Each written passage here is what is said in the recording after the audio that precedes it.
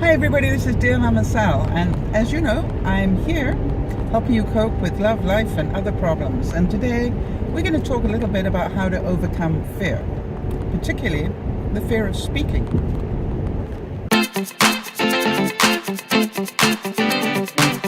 Hi everybody, this is DearMamaSal, bringing you a little bit of wit and wisdom at the same time, hopefully. And today I'm on my way to go and do a speech. And as you can tell, it's St. Patrick's Day. So top of the morning to you. Well, it'll be too late by the time I put this up, but at least you know I was thinking of you. And the whole thing about being a speaker, I get a lot of questions about that. You know, how do you overcome the fear? Because public speaking is perhaps one of the biggest fears that there is, which is interesting because it's probably the reason why professional speakers get paid as much as they do. If you think about it, most people do not have the ability to overcome that fear. Make sure you understand that that doesn't mean that they don't have it. They just control it.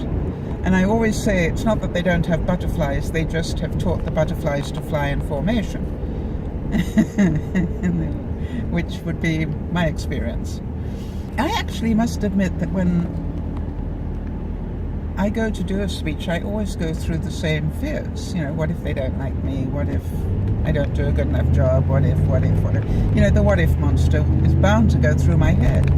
And I've always said that the day that it doesn't is probably the day I need to be really worried.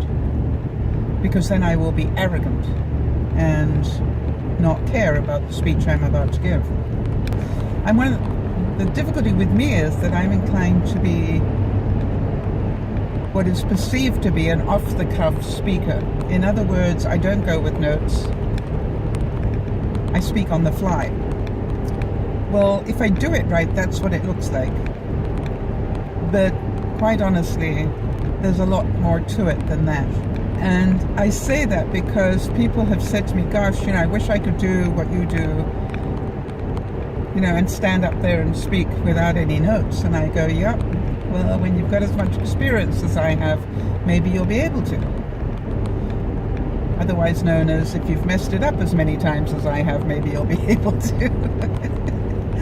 Because everybody that has come to me and said, oh, Sal, I want to do what you do. I want to be a speaker. I said, well, go and speak. Find every opportunity in your life to go and speak. Anybody says, oh, can you tell people how you did that? Go and do it. Don't sit there going, oh no, I don't think I could. I'm not sure what I can. Find out, if somebody thinks your story is interesting, then go tell it. Because if one person does, then other people probably will. And from my experience, you don't need to please a whole room of people. Think about that, because this is true of life as well. You know, you just need to find one other person that likes your stuff. I'd like to compare it in today's reality with YouTube. You know, every day when I post a YouTube thing, I know I'm going to pick up some subscribers. I also know I'm going to lose some. It's the name of the game. If I'm lucky, I'll hold steady or grow. But you know, if I don't expect that, then, you know, I'm not dealing in reality. But the point that I wanted to make was, you know, it only takes one person to like your stuff to get you another subscriber. Does that make sense? So the trick is to keep putting yourself out there. Otherwise, you will not know how to do it. But I do understand that most of you are never going to want to be a professional speaker, and that's okay. Stay at home. However, I think in a way all of us are aware of the fact that we are speakers. And some of us, myself included, are aware that we speak way too much. I can't tell you how many times I go into meetings and things like that where I actually say, I'm not going to talk on this one. I'm going to keep my mouth shut. Well, you know, it always sounds so good when I say it to myself, right? And then what will happen is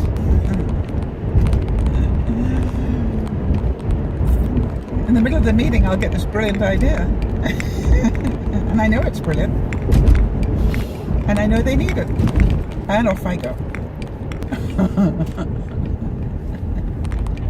And even if they don't see that it's brilliant, I'll tell them anyway.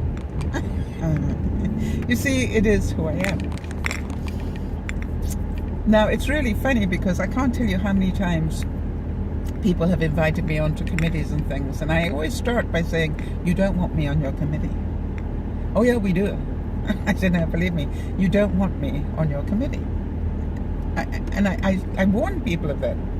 And they go, why? I said, because I'm an ideas person. And my mind keeps coming up with plan B and C and D, and that's what my mind does. And they're going, oh, we need somebody who thinks like that. And I said, no, well, you think you do. But I can assure you there's going to come a time when you're going to wish you didn't. And they will, convince me to join. Okay, fine. It normally only takes a couple of meetings before they're rolling their eyes and they're wishing they never invited me. But you know something? The good ones know how to use me. And I say use me because you can understand that a problem-solving mind like mine, and that really is what it is very useful. A creative mind like mine is very useful to people. And my ability to talk on the fly is very useful to people. And so every now and then I'll come across somebody who's smart enough to be able to control me, if you like. Now, controlling me requires that you give me a job to do.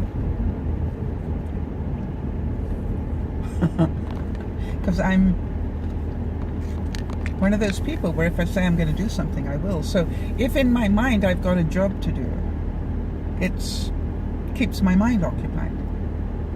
Now, a lot of you have watched me on Don Sember, and you want to know, how do I talk almost non-stop online on the keyboard for 24 hours? I have a job. My job is to interact with people. That's my job. I love it. My job is to be exactly who I am and interact with the viewers who are on keyboards and want some chit-chat while they're watching.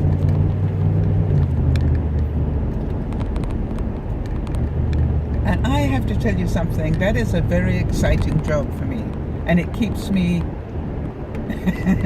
it keeps me quiet to a large extent. It keeps me totally focused and on the job. So what has this got to do with speaking?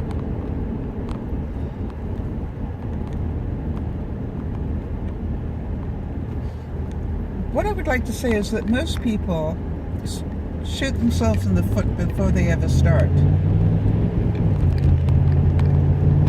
In other words, one of the things that I do is I try to make sure that I am fairly up to date with things like the news, whatever the local sports are. If we're about to go into the Super Bowl, which we're not, at least know who's playing. You don't have to be a football guru. If you're in the UK and you need to know who Arsenal's playing, or what the World Cup is up to. And to me, that was a very essential part of my life, is to keep up to date with the local news. Not all of it, but just, if you like, the headline news. Do you know what the headlines are in sports? Do you know what the headlines are in politics? Do you know what the headlines are in general? Whatever.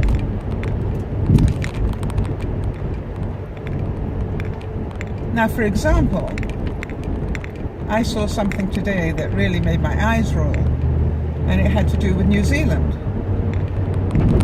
where apparently they had a little puppy a little pointer puppy at that, that they were teaching to be a bomb sniffing dog. And for some reason it got scared and got away from its handler and ended up on the runway.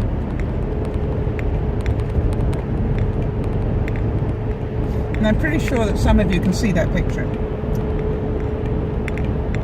And I'm certain a lot of you have your hearts going, ah, as you can see this little puppy bounding down the runway, you know, ready for takeoff sort of thing. But here was the sad part. The sad part was it was delaying flights because they couldn't catch it.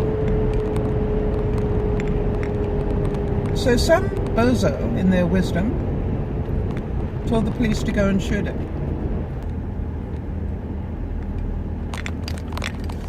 Well, I'm pretty sure that New Zealand's got more press coverage than it expected. And the question, of course, is why didn't they have a tranquilizer dart? Why did they have to kill the puppy that was just terrified?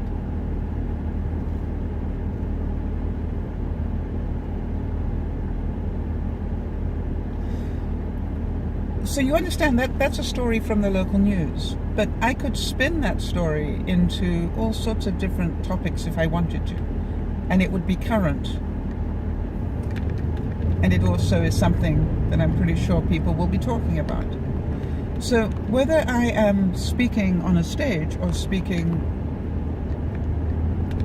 to somebody I've just met, you know, the chances are somewhere along the line I said, did you hear the terrible story about that poor puppy in New Zealand? And you'll get one of two responses, which is, oh yeah, wasn't that terrible? In which case, off you go. And then the second one would be, no, what happened? In which case, you're in conversation. So you see, one of the things about speaking is to just be aware of what's going on. I can literally have any speech that I want to give and have 5 points that I want to make, but how I make those 5 points really depends on what's going on in the room, what's going on in the news, what's going on in life. And that gives me a lot of freedom. And I would like to say that what most people are really scared about in terms of being a speaker of any sort is, what if I mess it up? Well, I always mess it up. It's part of my charm. And I say that because it's true. Because each time I mess it up or whatever, I just burst out laughing and go, do any of you know what that feels like? And somebody will go, oh yeah. And I go, see, it worried you. It doesn't worry me at all. It's part of my charm. Part of the reason why people remember me. Part of the reason why people ask me to speak. Because it's fun. Isn't it? It's fun to have a human. So the lesson I want to give you all is, if we could be less concerned about perfection, if we could be less concerned about perfection, we'd get a lot more done. And I think this is the case about all of us who procrastinate. So one of the things that I've been hearing recently, and it's totally true, is done is better than perfect. This is DearMamaSal saying, the very fears that I have in regard to being a speaker are the same fears that you may have about going outside or meeting new people or whatever. And just like me, the only trick, if you like, is to learn to get those butterflies to fly in formation. That is, quite honestly, number one, to have a goal. My goal today is to get out of the house and get down to the shops. I mean, it doesn't matter what it is. That's your only goal for the day. After you've done that, you can do whatever you like. You can hibernate, you can do whatever. But that is your goal for the day. If you can get up every day and know what your goal is for the day, and every day do at least one thing, you will start realizing that maybe you can do it too. I hope that works for some of you. This is DearMamaSal saying thanks for watching. As usual, look after one another, but most of all, remember to look after yourselves. Bye-bye for now.